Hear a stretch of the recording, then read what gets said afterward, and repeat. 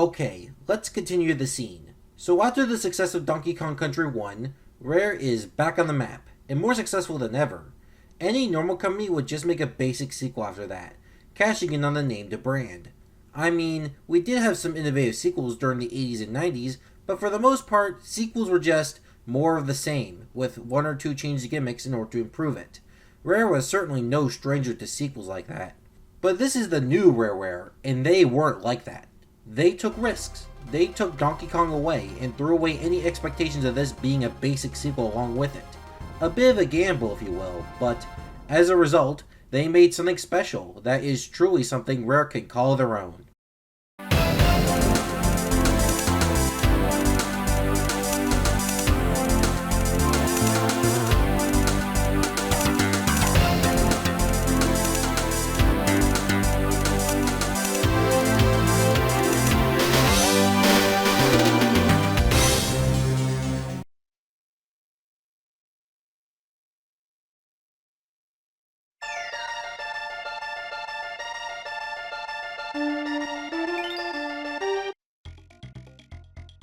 Sup guys, Spacey here, and today we have a game that is very special to me. A game which I not only really enjoy, but I love, and made me interested in retro games in general, leading to the gaming spiral I am in today. It serves as my favorite 2D platformer of all time, and is what I hold as the gold standard for the genre.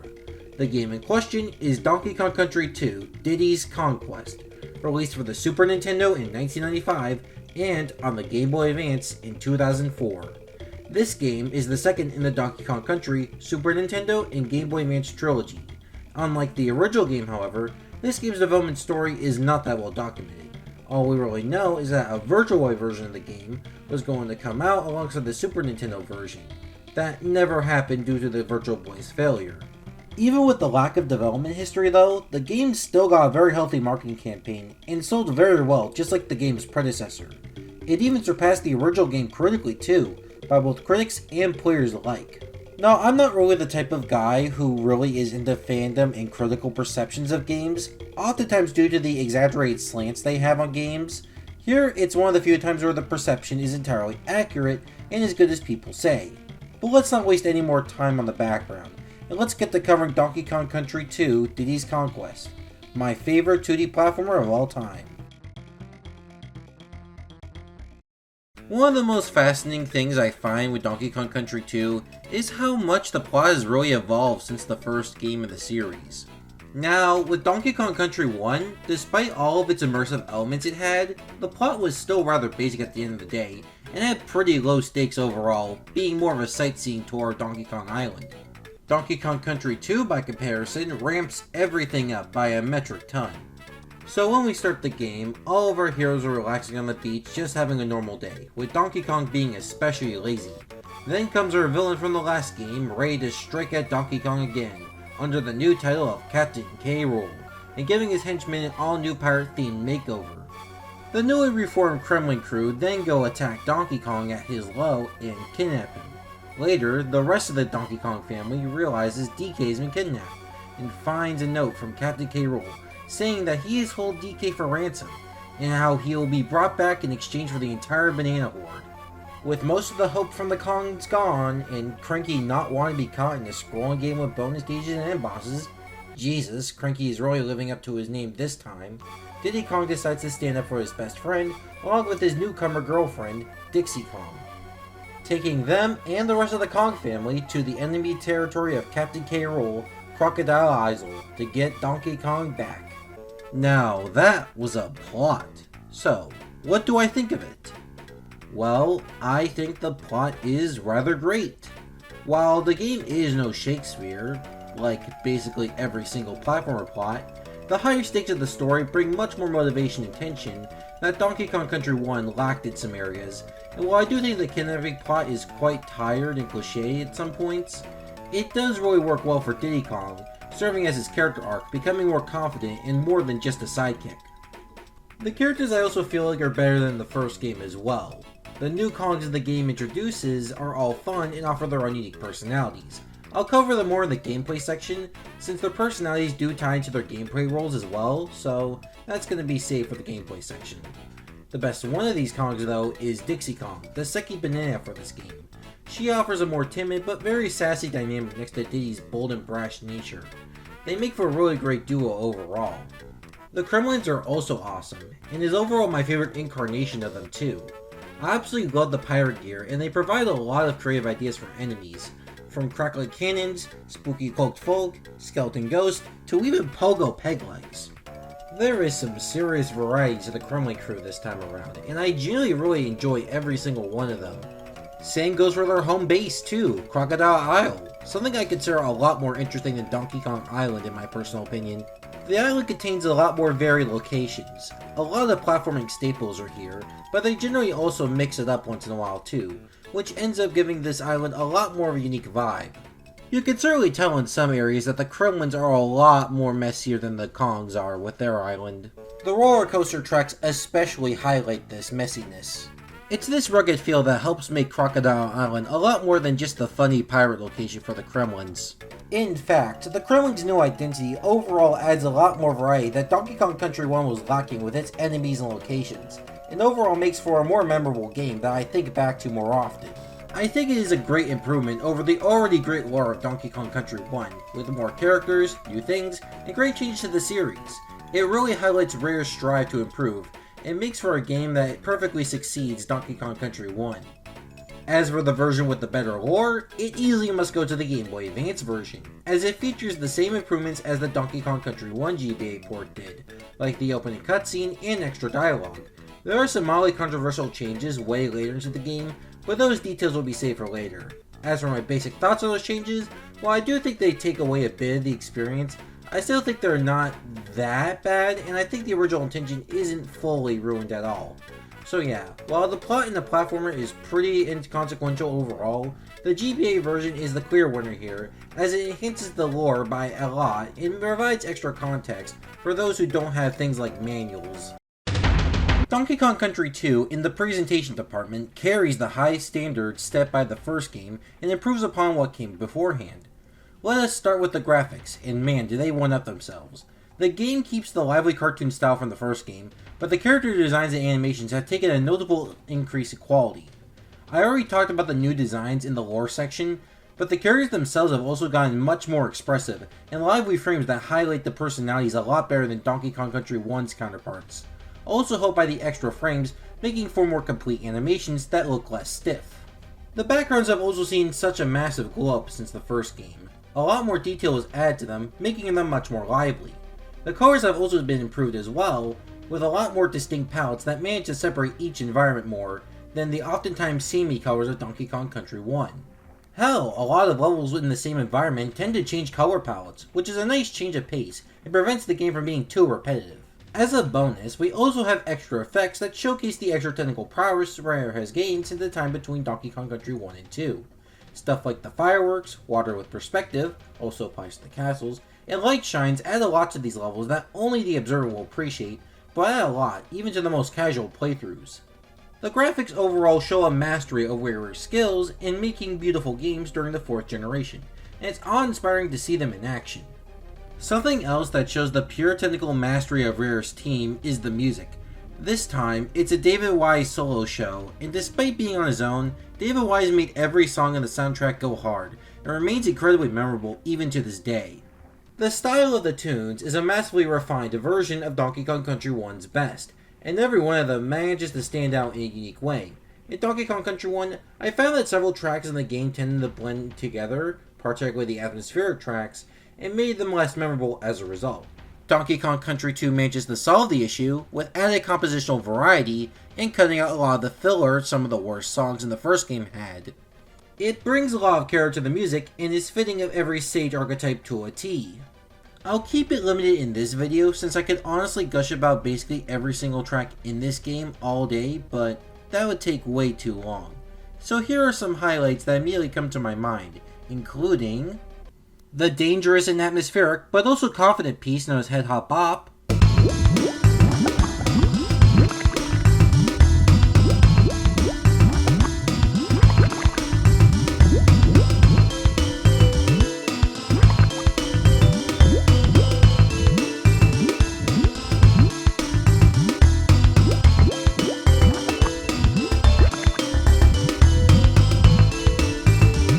the catchy rhythmic Workin' Man song, Mining Metal Colony, or if you want to get technical, Cannon's Calm.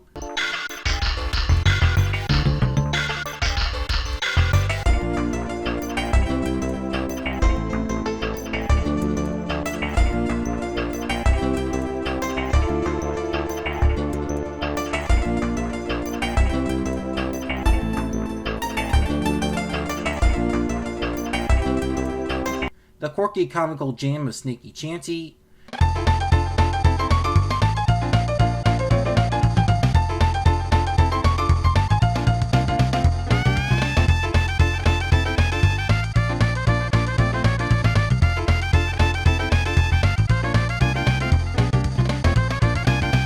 The partying prowess of Disco Train.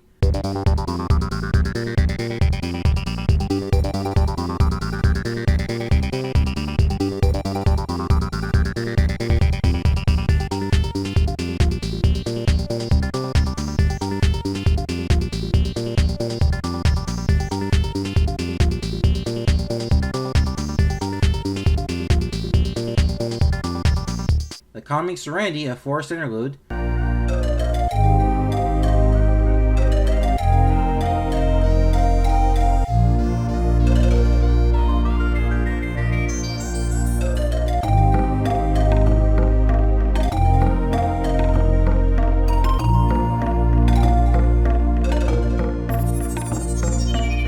The foreboding but also empowering nature of Crook's March.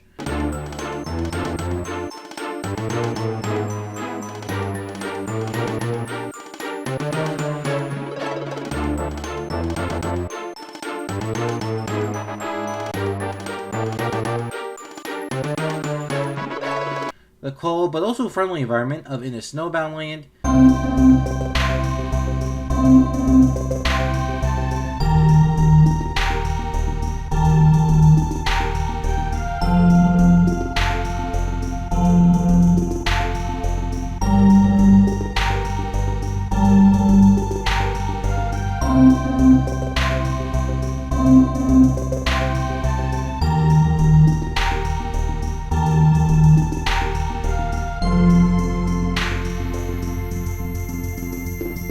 And of course, the track most famous in the OST, the perfectly fitting ethereal greatness of Sticker Brush Sympathy.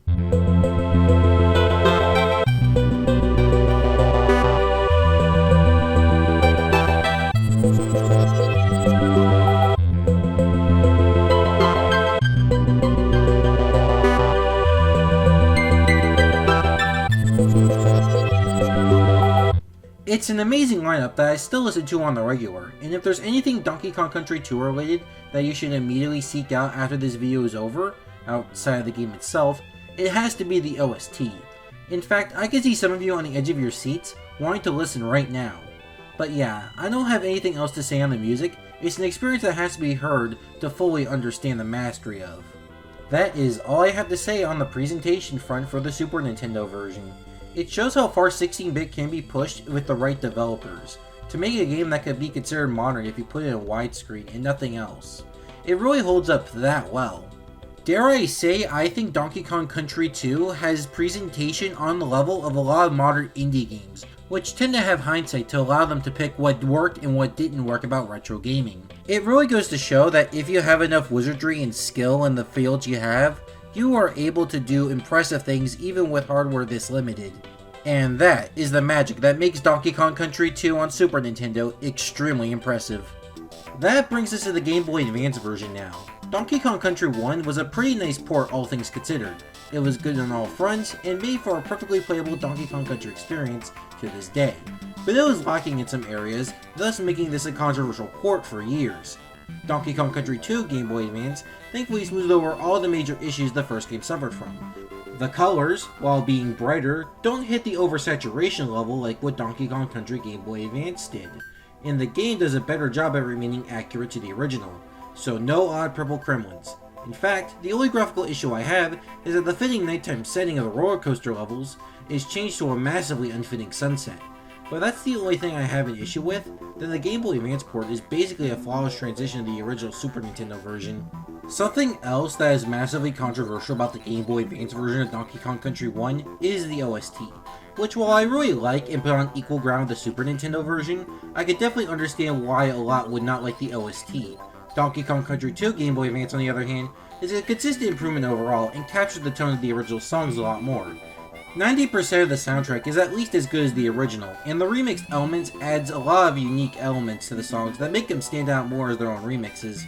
Forest Interlude is the best example of this, as I really like the bongo bits that have been added to the song. The new songs, added specifically for the Game Boy Advance version, are also great. I don't have much to say on them since they share the same strengths as the main soundtrack, but it's still a nice bonus to add on top of the already great remixes. Even with the massive improvements the soundtrack received all around, I have some flaws with it that I want to talk about. For one thing, the song Run Rambi Run, the theme that plays when being chased by King Zing, despite being in the files and in the sound test, never actually plays in-game, instead being replaced by Bad Bird Rain, aka Screech's theme, which is a very odd omission that I don't get. Another omission is the lack of death and end of level jingles, which sucks because they add a lot of characters to the individual biomes. It's not the biggest hit in the world since there's still the death jingles and end of level themes, they're just tied to characters now. Still though, it does hurt the game and it's incredibly noticeable if you played the original version. The flaws of the soundtrack don't just end at missing things from the original game, however, as there are two particular tracks that I think suffered in the conversion process: Primal Rave and Crocodile Cacophony. What's strange about both tracks is that they both share the same issue. The second half of the songs are good, but the first half sounds super off, with Primal Rave having some songs that have wrong priorities, and Crocodile Cacophony is very off-key, and thus takes away the badass element of it. I'm not a composer, so I'm not sure my terminology is correct, but hopefully I described everything well. Still, despite my issues, the soundtrack still ends up being great and improves quite a bit from the first game's Game Boy Advance port. Which leads into how I feel about the Game Boy Advance version's presentation overall. And yeah, it seems like Rare fixed a lot of the issues with the first one, which leads to it being a lot better. Sure, the first game added stuff to make it more consistent with the rest of the trilogy, but relied way too much on it, and despite it still doing good, Donkey Kong Country 2 Game Boy Advance blows it out of the water in terms of accuracy while keeping the playability factor, which is why I'm comparing it so heavily to the first game. It ends up showing how much stronger Donkey Kong Country 2 Game Boy Advance is just on the presentation level. There is more to talk about in the conversion process, but we'll have to move on to the gameplay to see the comparisons fully. The gameplay of Donkey Kong Country 2 follows the same basis as the original game. You run, jump, and roll through enemies through the many stages of the game. All of the basics of the first game are here and accounted for, but there is so much more here now that is worth discussing, and I do mean a lot. There are a lot more stage gimmicks, for example. Almost every level adds something new or freshens up older gimmicks to make for levels that never get old, and they stick to that high quality all throughout. But any old platforming game can do that. It goes way deeper than just a few new level gimmicks. Every part of the core game was changed and refined for this installment. An impressive feat as it is, but the depth with each is incredible, and honestly shows how Rare really knew its platforming chops. Let's start with our main characters. There is Diddy, of course, the title character who's remained identical from his debut game, being very fast and nimble but requiring a high skill ceiling. But in the place of Donkey Kong, we got the all-new Kong, Dixie Kong. Dixie takes a number of traits from Donkey Kong, like her slower movement and the fact that she holds barrels on the top like Donkey Kong. But what makes her special is the helicopter spin move. It adds a lot more depth to Dixie compared to Donkey Kong in the first game, seeing as gliding has a lot more practical applications than, I don't know, the slam move? Point is, Dixie's gliding adds a lot more depth to the game, as Diddy is amazing for speeding across stages, while Dixie is easy for precision platforming. A perfect balance that makes the flow of Donkey Kong Country 2 even better than in the first game. That isn't all our fellow monkeys have up their fur, as the A button on SNES and R button on Game Boy Advance operates a new move exclusive to having both Kongs on your person, the Team Up move. Both Kongs partner up and can be thrown to do a multitude of things, from becoming a makeshift attack to allowing to reach otherwise inaccessible areas and even getting collectibles. There is so much versatility with the Team Up move, allowing for not only much more freedom in the level design, but allowed for skilled players to sequence break in new ways. A great addition that is pretty unique, all things considered. New tricks aren't just a thing for the main Kongs, however, as animal buddies join in on the fun with many new returning friends and new faces in the fray as well. Rambi and Unguard return and are still the powerhouses of the animal buddies, defeating everything in front of them, now with new chargeable skills that tear through everything and make these animals a lot faster, allowing for skilled players to blaze past enemies and obstacles with the right timing. perfecting both buddies' playstyles. While both Rambi and Unguard remain basically identical for Donkey Kong Country 1, the rest of the animal buddies received massive changes to completely freshen up the gameplay. Case in point, out with Winky the Frog, and in with Rattly the Rattlesnake. Rattly takes the same tie jumping approach as Winky, but with a slightly more precise hitbox, way better sound effects, like god, the sound design for Rattly is amazing, and a super jump, which adds a lot of the same depth as his charge moves for Rambi and Unguard. It doesn't end there, however. Do you remember Squawks in the first Donkey Kong Country game? I assume around half of you said no. Well, Squawks gave his original flashlight job to Glimmer, and now uses his wings to fly across the stage, all while shooting enemies with nuts, which is extremely fun and a massive improvement over his original counterpart. Levels now allow for much more vertical depth with Squawks, and they get a lot of use out of him, and even introduce a relative of his, Quawks, who floats down instead of flying. With all the great levels Squawk stars in, it makes him my second favorite animal buddy in the game. Now, my favorite animal buddy is the one I didn't mention before, that being Clapper. Okay, no, despite Clapper being fun in his own right, he's the weakest animal buddy outside of Glimmer, because at least the game uses Clapper in more unique ways. Now, my actual favorite animal buddy in Donkey Kong Country 2 is the spider with drip himself, Squitter. Squitter is a complete change-up from the regular gameplay, where instead of speedily jumping on enemies, you can carefully shoot webs and destroy enemies and make platforms to get across pits. Now, parts of the game which change up the gameplay for something fresh is not new, but it's really hard to make it work naturally, which makes Squitter being so great even more impressive. All of the elements of Donkey Kong Country platforming are here with him, but instead of platforming coming first, it's timing, creating a lot of challenges that are both different, but also fitting. That is why Squitter is my personal favorite animal buddy. That and also his design helps too. I mean, a spider with drip? Yeah, I kinda like that. With all the animal buddy descriptions done though, it's time to conclude the animal buddies. This animal buddy tangent seems quite silly at first, seeing as in Donkey Kong Country 1, the buddies only served as Yoshi-like companions that didn't last. This mechanic is retained in Donkey Kong Country 2 with the returning animal crates, but alongside that, we got animal barrels, which transform you into buddies that can tank hits without running. What this means is that the designers can design levels around the animal buddies individually, which is also where they truly shine and where a lot of the extra depth comes from.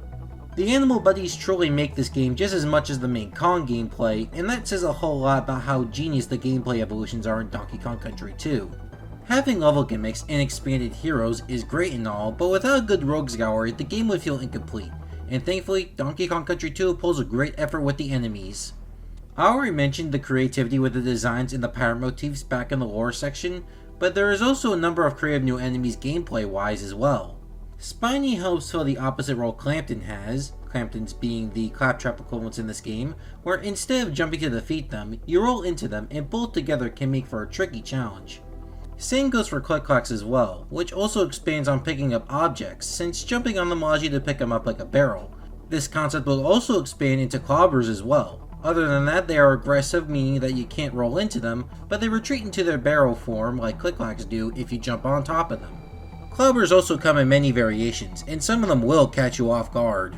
And we are just getting started with the creativity Donkey Kong Country 2's enemies have. Mini Neckies now swoop down at the Kongs, providing a more dynamic obstacle that makes it much more interesting than the Donkey Kong Country 1 counterparts. Underwater enemies like Lockjaw, Puffed Up, and Sherry make underwater levels a lot more interesting because of the unique ways you have to dodge them. Klinger does the same thing but with rope climbing, Cackles is a surprisingly tense but also fun obstacle in his level Haunted Hall, Cutlass is a funny and interesting enemy by changing your approach with him, Canyon and Crook's projectile attacks are done in much more interesting ways compared to the first game, which turns them into A+ tier enemies. And Cloak is extremely cool because he isn't just a basic enemy spawner, he throws everything in the kitchen sink at you, and he's also part of one of the best secrets in the game too. Oh yeah, there's also Kano Ninetails. He doesn't do much, but he is very funny, so props to him. But all of what I just talked about is within levels, so what has changed on the world map exactly? Well, not much has changed on the outset, just the same icon level system, but what truly makes the map different is the Kong family. In the first game, they kept things rather basic, with 2 functions and a tip and trick section that was mostly useless. In Donkey Kong Country 2, however, they fixed the basicness by revamping and adding Kongs to the game. Funky's Flights 2 is the least changed area, as it served the same function as in the first game, allowing for travel between worlds. Cranky's Monkey Museum also retains its original purpose of providing tips for secrets, but now he has designated hints you can view at any time, making Cranky actually useful this time around. Kong College, ran by Wrinkly Kong, does the same thing as Cranky did, but with tutorials instead, along with being able to save your game, just like what Candy Kong did in Donkey Kong Country 1. Swanky's Bonus Bonanza is the other all-new area in the map, being a quiz room by the aptly named Swanky Kong. In his game, you have to answer trivia, and winning the game awards an amount of lives based on the difficulty of the quiz. And then we also have Glubba's Kiosk. We'll cover that later though. So yeah, all of these areas are generally better than the Donkey Kong Country 1 counterparts, thanks to them being a lot more practical and useful, making for some great detours along our journey. There is one controversial aspect of these areas that people generally dislike though. In the game, all the Kongs want to be compensated for their services, so now there's a currency system with banana coins. You have to pay for stuff in this game, like air travel, extra tips, quiz attempts, and most infamously, saving. Some people really hate the banana coin system, but I heavily disagree with the hate, mostly since the coins are extremely easy to get. You can easily get a fat stack of them by the time you reach the second world. Even if you decide to quit and reload, you can certainly get some banana coins along the stages. Even if you spend your money on stuff like tips, quizzes, and more, you still will not have that much of a dent in your monkey bank. There is a lot of free stuff as well, meaning that you don't have to spend as much as you think you need to. Funky may charge for flights the first time around, but after that you are free to ride anytime. And if you're crafty, and since the first save of any world is free, you can reserve your saves for when you desperately need it, and not pay at all. Donkey Kong Country 2 is a lot more flexible with its currency than a lot of games. Throughout my many runs of the game, I have never had to grind once. I guess I can see the annoyance for some people, and I still find it really strange honestly that a game with battery backup has to deal with losing your currency, but I can only view this design choice as a nitpick at the absolute worst. It certainly beats the dumb animal statues from the first game, which have thankfully been thrown out. Even with the nitpicks, the Kong stations in this game are overall a massive improvement over the first installment, and something which adds a lot to the game. We have talked about the main gameplay within the levels, but what's a Donkey Kong Country game without its secrets? Oh boy, it sure has received a massive overhaul in this game. In the first game, the bonus stages were more like goodie bags, offering many things for surviving the adventure, but rewards didn't contributing to anything beyond that. In Donkey Kong Country 2, things are a lot different. For one thing, they act more as mini challenges, with 3 different tasks. Find the token, kill all the enemies, and collect all the stars. They also have a tangible reward with Crumb Coins. They can be spent at Clubba's Kiosk for a special reward I'll talk about in the spoiler section. As for how I feel about these new bonus stages, I think they are great and a massive improvement over the first game. The main reason why I think these stages are better is the variety. Even with just 3 types of bonus stages, they get a lot out of each type, testing every aspect of your Donkey Kong Country platforming. They also have actual tension to the bonus stages, since there's actually a goal now. In Donkey Kong Country 1, you could just purposely die in the bonus rooms and have no punishment, since it's all just random goodies. But in Donkey Kong Country 2, Crumb Coins give you a motivation to succeed. It makes failing at them all the more disappointing. If that was enough motivation, then the jingles will certainly make you feel like the best player, or a failure that you should be rid of. So yeah, as you can tell, I have a lot of praise to say about these bonus stages. They have turned what was a bunch of random rewards and made them into something more with a purpose. It makes 102% a lot more fun, and the fact they considered both any percenters and completionists is a level of effort that I really appreciate. That's not all for secrets though, as there is another collectible in Donkey Kong Country 2 that is a lot more hidden, and is generally something only found if you look really hard enough, something only the masters of the game will truly go after. They are Cranky's Video Game Hero Coins, or DK Coins for short. Now, in my personal opinion, I love these coins and all they hide. Secrets like these tend to get a very mixed rep because of how potentially cryptid they could be, either to some audiences or the entire audience if they are really fucky enough. Donkey Kong Country 2 then actually ends up being extremely based and makes each secret hidden enough to make finding them an actual challenge, but not so overly cryptid that they require outside material like guides to find.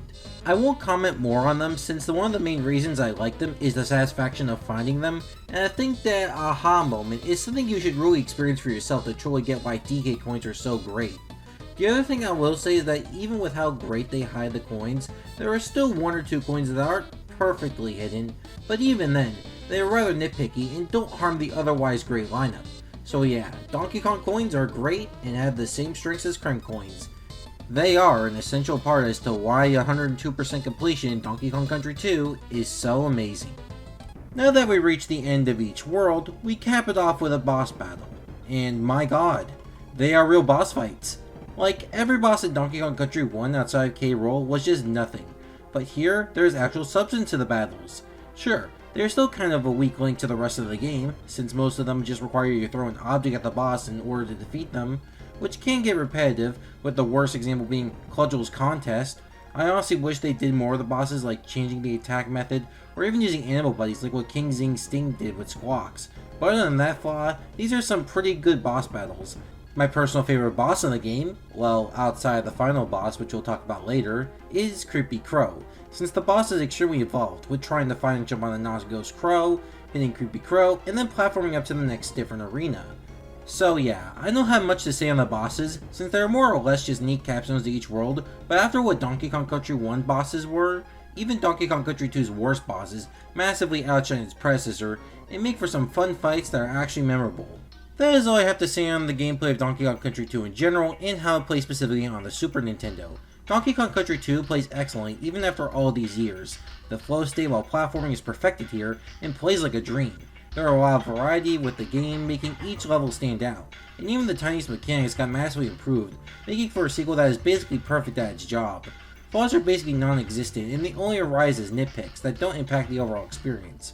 Some flaws could impact others' opinions, but for me personally, I don't think they affect the game at all. Donkey Kong Country 2 is truly an amazing game on Super Nintendo. But now we have to cover the Game Boy Advance version of Donkey Kong Country 2.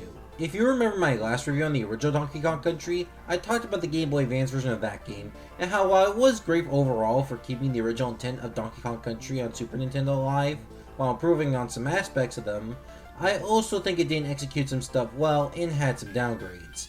So, in the spirit of Donkey Kong Country 2 improving over the first game, let's see if the Game Boy Advance version of Donkey Kong Country 2 is better than the first game. And the answer is, yeah, it is better. For one thing, the controls are noticeably tighter. In Donkey Kong Country 1, the controls could get very slippery, and the physics were very loose. While in Donkey Kong Country 2, those elements were refined, and while it is still quite faster, the greater accuracy of the physics and controls make the game a lot more solid to control, and makes the dichotomy feel a lot more closer to the Super Nintendo version. Other than that refinement, the gameplay hasn't changed much between the transition of the SNES and Game Boy Advance. Donkey Kong Country 1 brought a lot of symbols and tropes from the sequels, but since this game is where it was introduced, well, it doesn't really mean we have anything else to talk about in terms of that aspect. So yeah, there really isn't much else I can talk about in terms of the direct moment-to-moment gameplay. I mean, the Game Boy Advance version has bosses behind a paywall and a time trial gimmick in order to earn lives, but it means nothing since most players only play the bosses once, and there are better ways to get lives anyway. There's also the fact that Windy Well, Castle Crush, and Clapper's Cavern all got their placement swapped in the Game Boy Advance version. But it's even less noteworthy than when Donkey Kong Country 1 Game Boy Advance swapped some of its levels around, because the swap levels are all near the end of the game and are of comparable difficulty anyway, so it's barely even noticeable. But the Game Boy Advance version isn't just about changes. It also adds a lot of extra stuff in order to add more to the game. So let's talk about all the additions added to each area. The first, and easily the most iconic minigame introduced in Donkey Kong Country 2 Game Boy Advance, is Espresso Racing.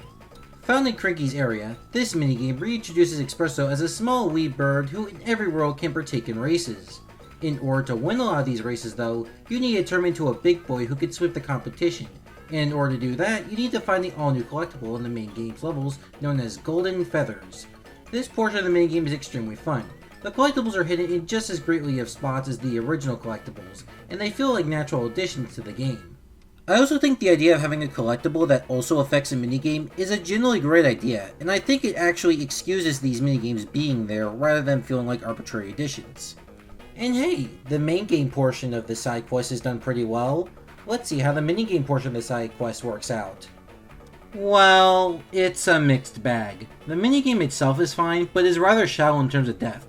Those upgrades you can apply don't make much of a difference, as you don't feel any stronger when you get more feathers.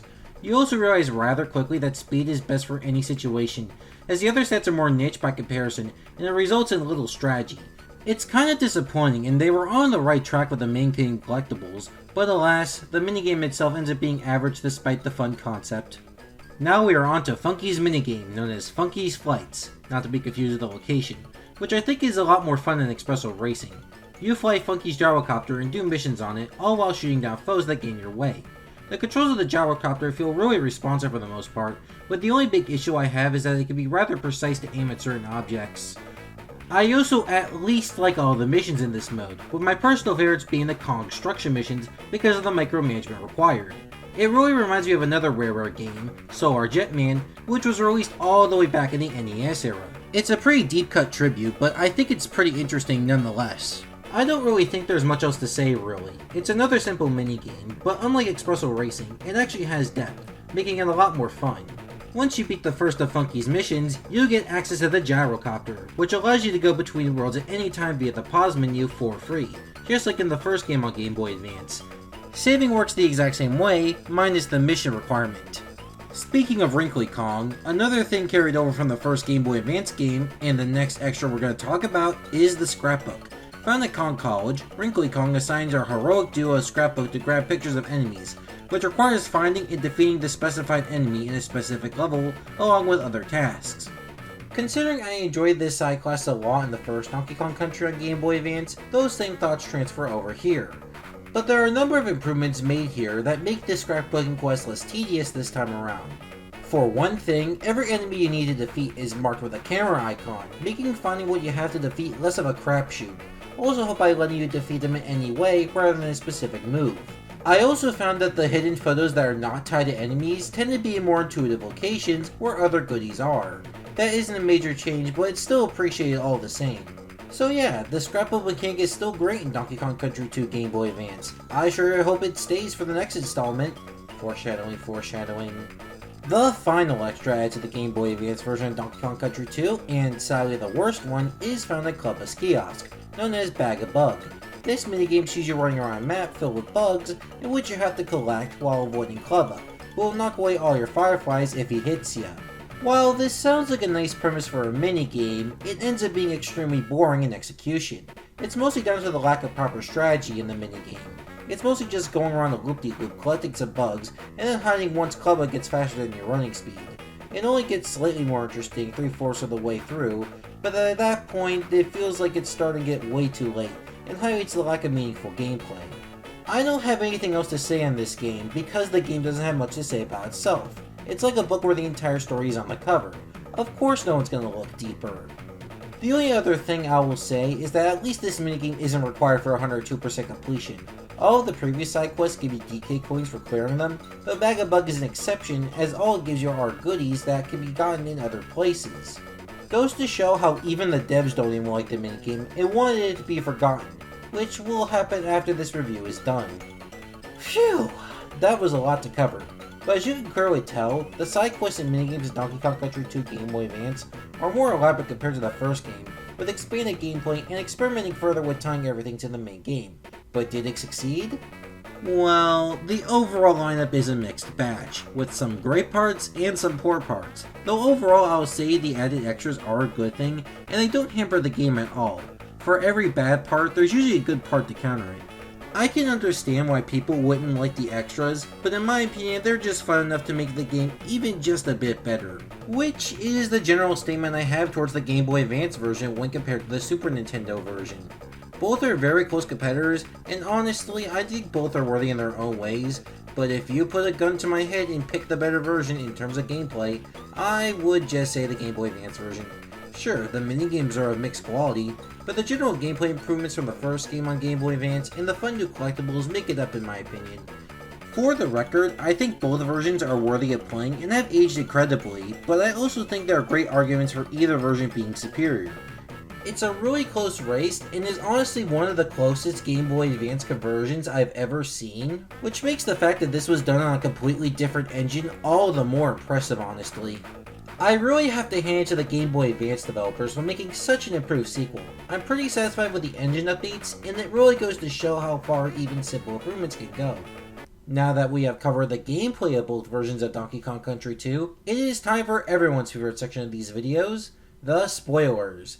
So yeah, it's time to prepare for the timestamps and get going into the scariest stuff Donkey Kong Country 2 has to offer. After our Kong duo climbed up the treacherous tower of K. Rool's Keep, we reached the supposed final level of this journey, and...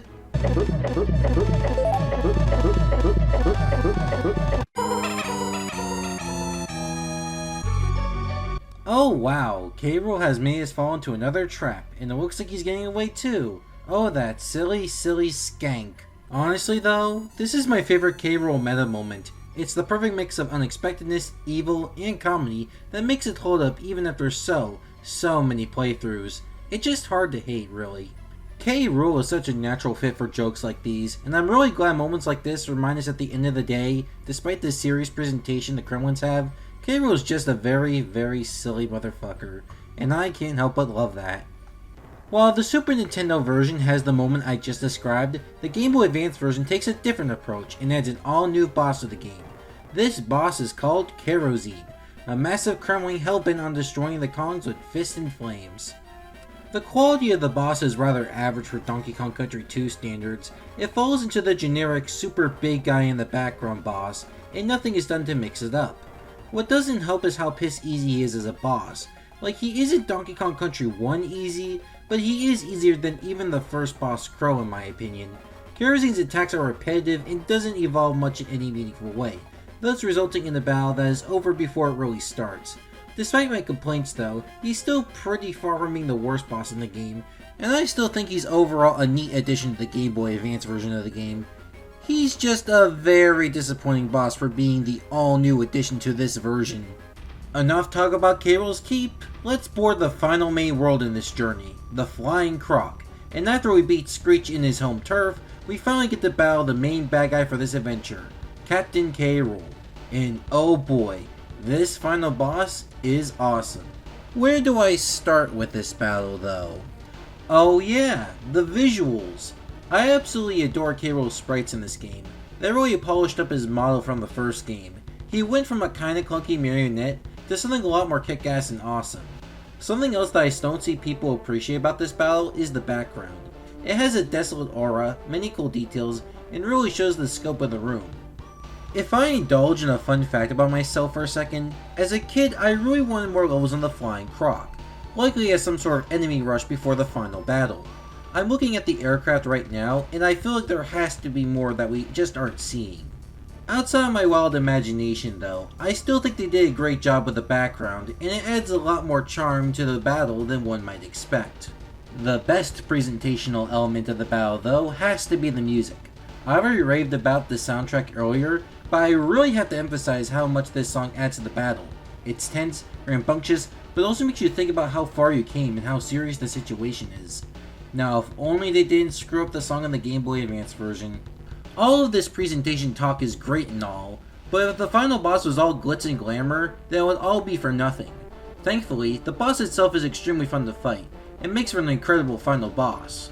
For one thing, the attacks are super varied, with each attack offering many variations to dodge, and even combining variants to truly test the player. The mix-ups K. Rool does really keeps you on your toes, and results in a battle that's extremely engaging from beginning to end. It ultimately shows how Rare can design a boss that can capstone a game in every aspect. A massive round of applause for Rare for making this boss. After throwing all of K. Rool's cannonballs back at him, Donkey Kong frees himself and punches the living shit out of K. Rool. After that, we see K. Rool fall off his island onto some sharks, truly making for one epic conclusion. The Game Boy Advance version adds more cutscenes, with one showing the Kongs escaping from the Flying Croc, and another showing K. Rool in a mysterious storage room, vowing to take down the Kongs once and for all. It's nothing all too notable, but the extra cutscenes are still appreciated all the same.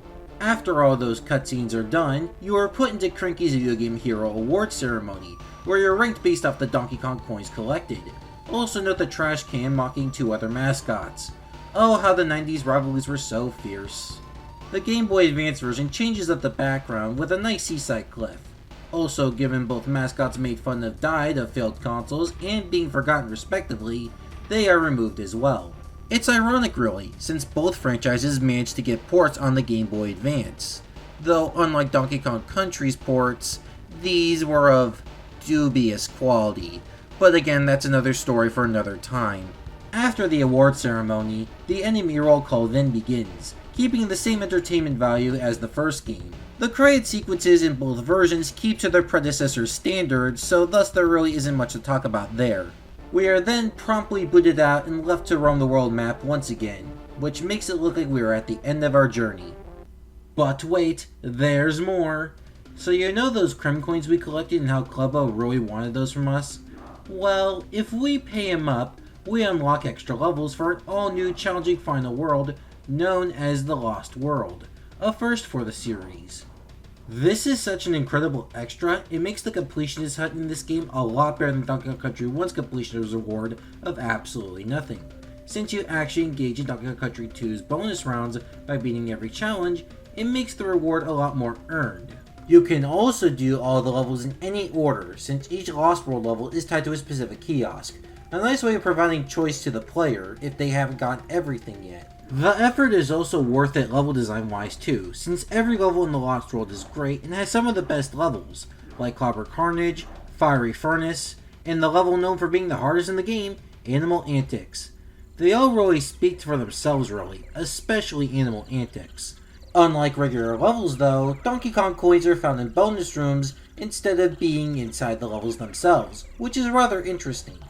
Once each level of the Lost World is cleared, K. Rool shows up once more in his own little chamber with a mysterious beam of light in the background. The fight itself is rather simple, as it's just a barrage of attacks from the first battle coming your way in a constant stream, which I've seen criticism towards, but to be honest, I think that choice is underrated. I have always viewed this second K. Rool fight as more of a victory lap. You've already beaten every level and gotten everything, so let's test you on something mildly tricky as one last refresher course. It's really satisfying to dodge every last attack K. Rool has in his last-ditch effort to defeat the Kongs.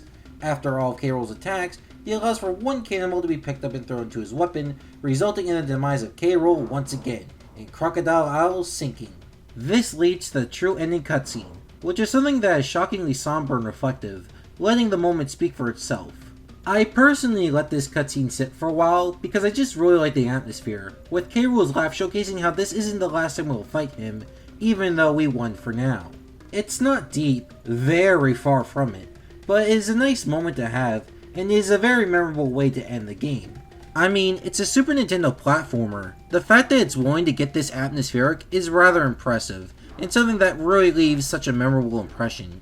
Sadly, the Game Boy Advance version ruins this moment with unfitting music, graphics, and extremely unnecessary dialogue. It is honestly the worst change made to this version, since it completely misses what made the original work. To be fair though, if the worst change made to this port is on a goddamn cutscene of a monkey platformer game, then honestly, it shows how the Game Boy Advance version has overall held up.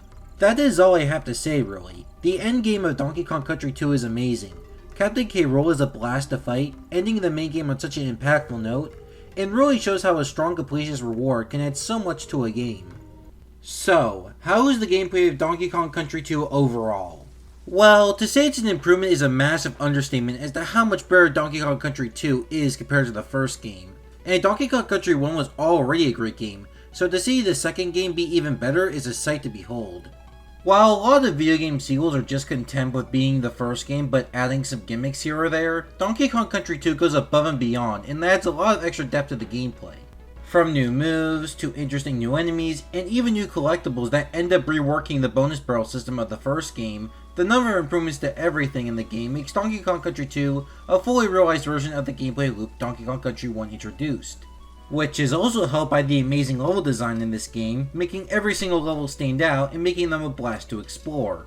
There is so much more I could gush about, but I think you already get the point. Donkey Kong Country 2 has amazing gameplay that shows how much the Rare team grew between both games, and I'm really happy to see such a successful evolution of an already great game. So then, how is the Game Boy Advance version's gameplay in comparison?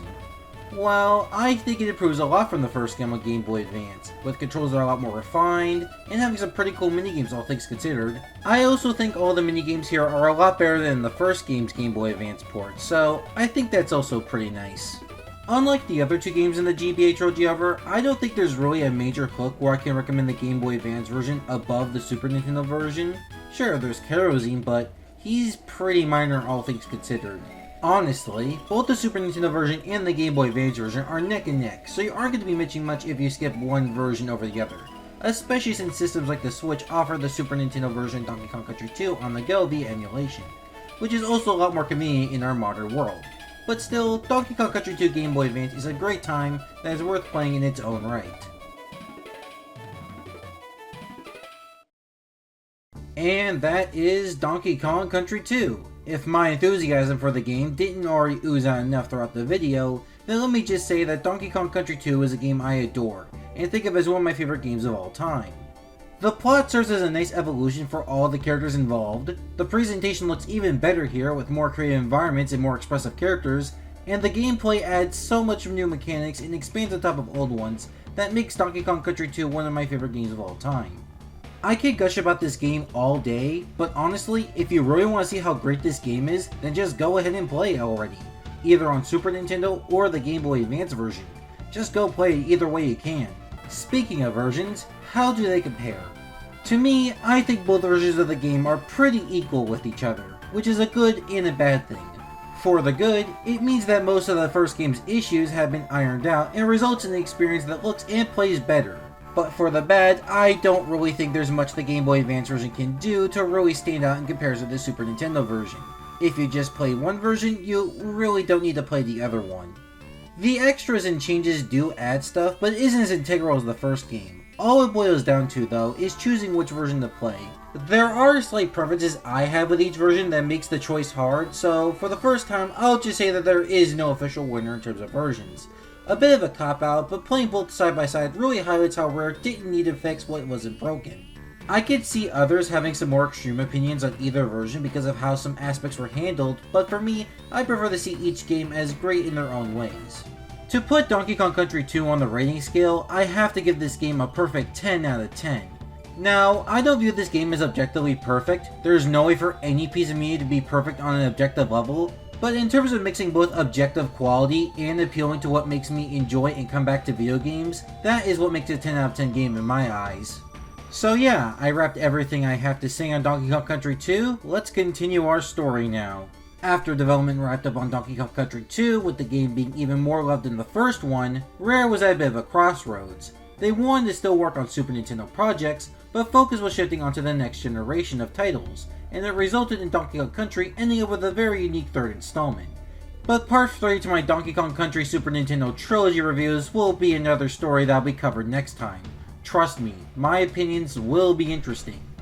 If you enjoyed this video, make sure to hit the like button. If you want to see the gripping finale to my Donkey Kong Country Super Nintendo Trilogy reviews, alongside other videos on many different topics, hit the subscribe button.